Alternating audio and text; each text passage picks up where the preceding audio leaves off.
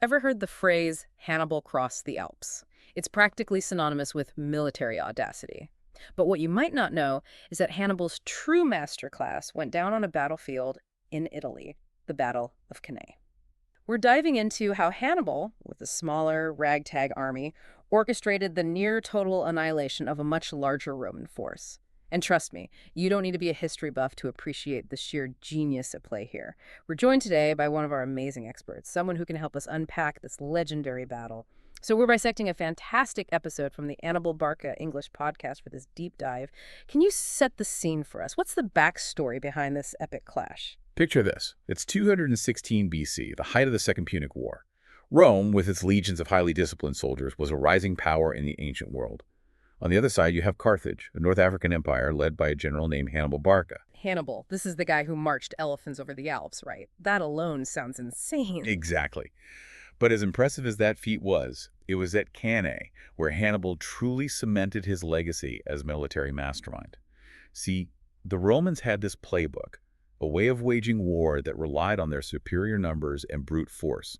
They would charge straight at the enemy, aiming to overwhelm them with sheer might. Okay, so the Romans were all about that shock and awe tactic. I guess it worked pretty well for them up to that point. So what made Cannae any different? Cannae was different because Hannibal understood the Roman playbook better than the Romans themselves. He knew exactly what to expect, that relentless head-on charge, and he had a plan to use their predictable strategy against them. Here's where it gets really interesting, right? What was Hannibal's counter strategy? How do you outmaneuver an army that's bigger than yours? Hannibal knew he couldn't win in a straight-up brawl. He needed to be smarter, more cunning. So he did something unexpected. He deliberately weakened his center line, arranging his troops in a crescent shape. Imagine it, the strongest parts of his army were hidden on the flanks, ready to spring a trap. Wait a minute, so he's basically inviting the Romans to attack his weakest point. That sounds like a risky gamble. It was a calculated risk, for sure. But Hannibal was counting on the Romans to do exactly what they were known for, take the bait and charge head-on. He was using their strength, their predictable tactics against them. It's like they walked right into his trap. Okay, so the Romans see this seemingly weaker center and charge in. Then what? As the Romans pushed forward into that crescent, they unwittingly played right into Hannibal's hands. They thought they were exploiting a weakness, but they were actually being drawn deeper and deeper into a deadly encirclement. Okay, so the Romans are marching forward, lured into this crescent formation, completely oblivious to what's about to hit them. I imagine this is where those flanking maneuvers come into play. Precisely. While the Roman infantry was busy pushing against Hannibal's deliberately weak center, his cavalry, which he'd strategically positioned on the wings, launched into action. Hold on, I thought cavalry was mostly used to chase down fleeing enemies. What were they doing in the thick of things? That's the thing. Hannibal broke the mold. Instead of just pursuing a fleeing enemy, Hannibal's cavalry had a much more cunning objective. They routed the Roman cavalry, and then, instead of chasing them off the field, they did something totally unexpected. They circled back. They circled back, so they're coming at the Roman infantry from the sides now. Not just the sides. Remember how the Romans were packed into that crescent formation, pushing forward?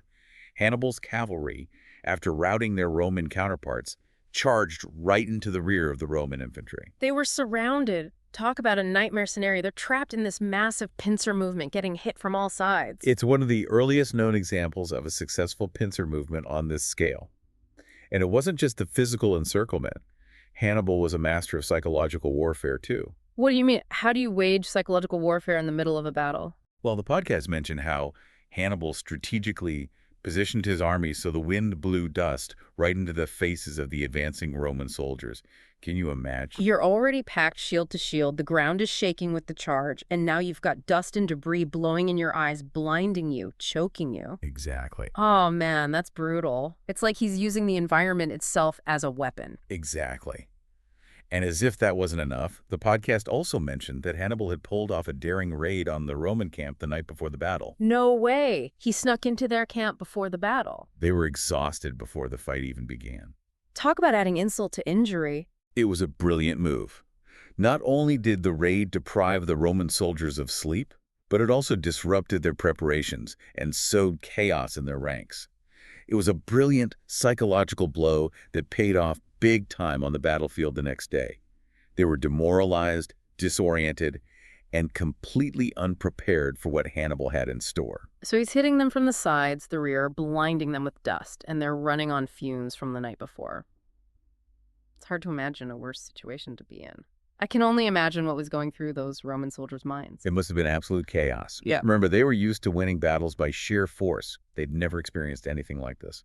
The psychological impact of Hannibal's tactics was just as devastating as the physical assault. So this is where things really start to fall apart for the Romans, right? Is there any coming back from this? At this point, it wasn't a battle anymore. It was a massacre. Okay, we've got the Romans surrounded, demoralized, completely outmaneuvered. It's hard to imagine a way out for them at this point. What happened next? Did any of them manage to escape the carnage? You're right, it was a desperate situation for the Romans. The podcast mentions a staggering number of casualties, an estimated 70,000 Roman and Allied soldiers killed. 70,000. To put that in perspective, that's more people than you'd find in most football stadiums today. That's just unfathomable. How did so many people perish in a single battle? The Carthaginians didn't just win at Cannae, they utterly crushed the Roman army.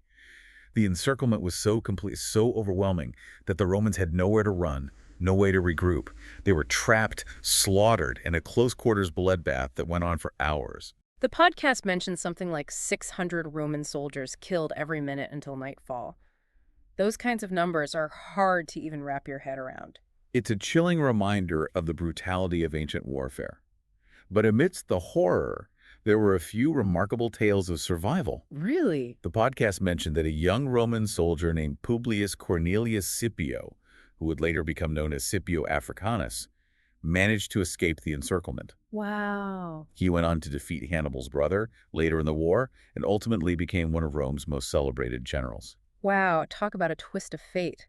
So even in this devastating defeat, you can see the seeds of Rome's eventual comeback.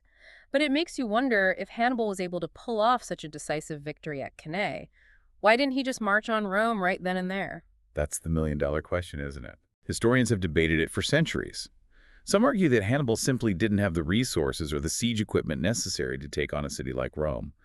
Others believe he underestimated the Roman will to fight after such a crushing defeat. So it's possible that even Hannibal, the mastermind behind Cannae, misjudged the situation.